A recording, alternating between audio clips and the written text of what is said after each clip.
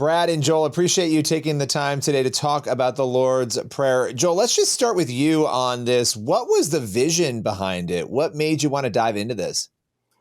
Well, for me personally, I've worked on so many different projects over 2 decades of film and television and media. And as a believer, growing up in the industry, we always kind of used to laugh at just the quality of Christian films and biblical documentaries. And, anyone who's worked in either side of the industry knows it was always kind of a running joke. And so always had passion to see the greatest story ever told and stories and teachings from the Bible be done well with excellence.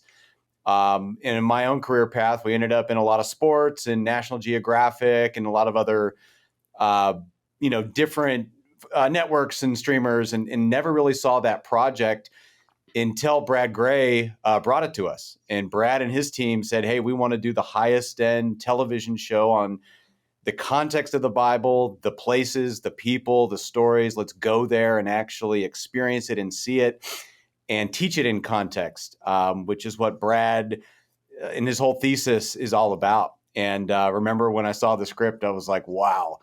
Not only would this be incredible if it ever got made, but this would be insane. It's super expensive, very difficult, like logistically, and we were really excited about it and loved the challenge of it. And so, over 5 years ago, the idea for the show, The Sacred Thread, came about with multiple seasons. The first season being all about the Lord's Prayer, and through a very long process of trying to make that show.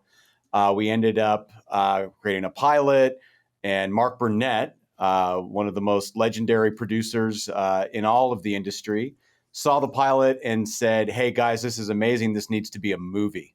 And so then, Brad and I and our team reshaped the thesis and the story to make a theatrical documentary event that would take 7 episodes of the Lord's Prayer and put it into one feature documentary. So that's how we got here.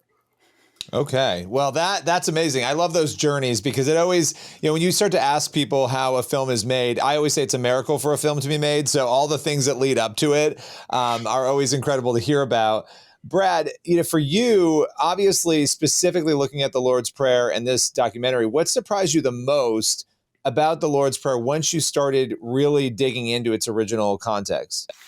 Yeah. And when I originally did that, it was about 7 years ago, and it was without an idea to do a film or a television show. It was just, I was reading one day and I got to the line that leads into the Lord's Prayer where Jesus says, "This then is how you should pray."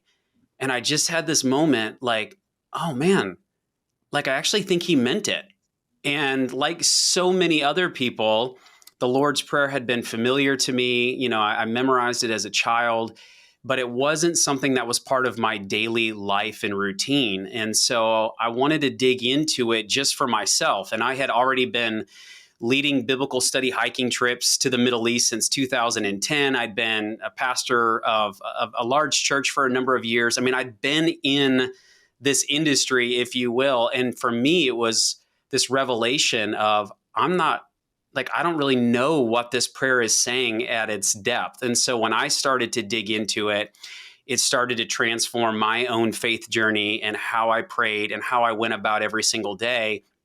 And then as we began working through an idea for, the highest quality documentary series that's ever been done, it was like, well, then let's begin with where Jesus began, which was the very prayer that really summarizes the entire Bible and is intended to be a blueprint for daily living. And so it was a joy to be able to make something for other people to be transformed by, because it's transformed me in my own journey. Now that's powerful. And Joel, for you, once you got into actually directing, executive producing this, and you had the content in front of you and you had a chance to pour over it and put this together, how did it impact your faith? Oh man, it has built my faith in a way that I don't know a project or a season of time ever has. I think that, whatever your experience with the Bible is, the concept that it has more behind the words, more understanding, more emotional, spiritual connection, more historical connection and understanding, um, is true for everyone. And even if you hate it and you don't think it's inspired, it still affects your life. Specifically, if you live in this country, the entire framework is built around it. And so there's just so much mystery and so much rich depth and misunderstanding and non-understanding around the Bible and its words and its accounts and its books. And so for me, being born in the church, but certainly living years not in the Word of God, not in the Bible, and out of the church. That's a whole nother interview, by the way. But this project unearthed some things and brought new understanding and new affection for the Bible and its books and the autobiography of Jesus, this incredible, historical character. And I think that's, for my own learning, there was countless moments of aha moments of like, I never saw that before. And then you can't unsee it. There are things that once you see in a certain way or hear in a certain way, it certainly changes, your vision forever. You're seen with a new lens. So I had all of those moments, but also as a professional storyteller, my day job is to tell stories, and they look like lots of different formats and lots of different mediums and genres. And what I'm most excited for those that watch this is whatever your experience with the Bible is, whatever your experience with faith is, and certainly, Christianity, that this is worth a watch for you, because there is not one person in that spectrum at any relationship or understanding or appreciation or disdain for the things that we cover in this that hasn't walked away and went, that's really interesting. I didn't know that before. I hadn't heard it like that before. So we're very excited for people to watch this. I love that. Well, so Brad, what do you think? And we want people to watch this, so we don't want to give it all away. But what do you think is the biggest misconception, or maybe there's more than one that you want to share, that people have about the Lord's Prayer? Yeah, I think the biggest thing that people don't really understand about the Lord's Prayer is how deep and how wide it goes. And it's because we don't look at the biblical text like people did 2,000 years ago. When Jesus's audience heard the Lord's Prayer on that hillside, they thought about a whole host of things that are very different than how we think about it today. And so, even for example, just start with the first phrase, our Father. Immediately our response is to think about God in light of our own earthly fathers. We start kind of comparing and contrasting, and we start to say, well, if God has got to be like this, and here's what my earthly dad was like, there's just, for some people, it's not a hang up. For me, it's not a hang up. I have an amazing relationship with my dad. But so many people I talk to immediately are like, I can't get there because I have a terrible relationship with my dad. But for Jesus's first hearers, when they heard our Father, they weren't thinking about the relationship with their dad. They were actually starting to run through their scriptural Rolodex to go, where does God first identify himself as Father in the text? And how does that help me to understand who God is?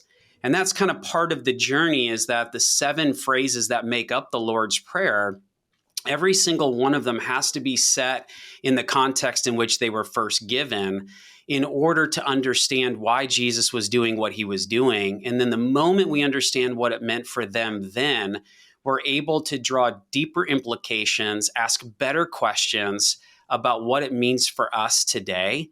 And so it's just, as Joel mentioned, it's just a constant no way, I never knew that. And it completely transforms your understanding of what Jesus was calling people to do. And it wasn't just a prayer that Jesus was teaching others to pray. It was the very prayer that he was living out in his own life. And when you want to understand who God is, why Jesus came, and what our purpose is, here on earth, there's no better place to go than the Lord's Prayer. I love that. Okay, final question for you, Joel. What are you hoping, from your perspective, based on what we just heard, for people to walk away with when they go to Angel and they watch the Lord's Prayer? There's a lot here to take away. This is 100% more than just something that you watched once. And we live in a day of age where there's just so much media and so many things and so many subscription services and just inundated with content. So my hope is, and I know this will be the case, that when you watch this, you are going to look at the Lord's Prayer differently, certainly, which again, your experience with that, you might know it, you might pray it daily, or you may have heard it once, as a kid or at a funeral or something. But you're going to understand that prayer completely differently. You're then going to understand why Jesus taught it and his whole mission differently. And you're going to understand how he entered in time, in context, to that period of time and what he meant to them as who he was preaching to in his movement and who he was teaching then. And then we'll also understand what it means to us now. And so the implications are big. And this is not going to be something that you just kind of binge one night or watch one night. You'll watch it many times, and it's so rich and so deep, and there's so much to be gleaned from it as you try to dive in yourself and to look at the words yourself, and then go back to this. And I think it's going to be an evergreen film. It is packaged as a film, but it's an evergreen piece of teaching that is going to open up hearts to understanding the most powerful prayer I think ever given, and something that you can pray yourself and you can actually daily integrate into your life. So we're very excited about this. Well, I so appreciate both of you taking the time. You can watch this over on Angel. It is the Lord's Prayer. Thank you both so much. Thanks, Yeah, Billy. appreciate it. Thank you very much for having us.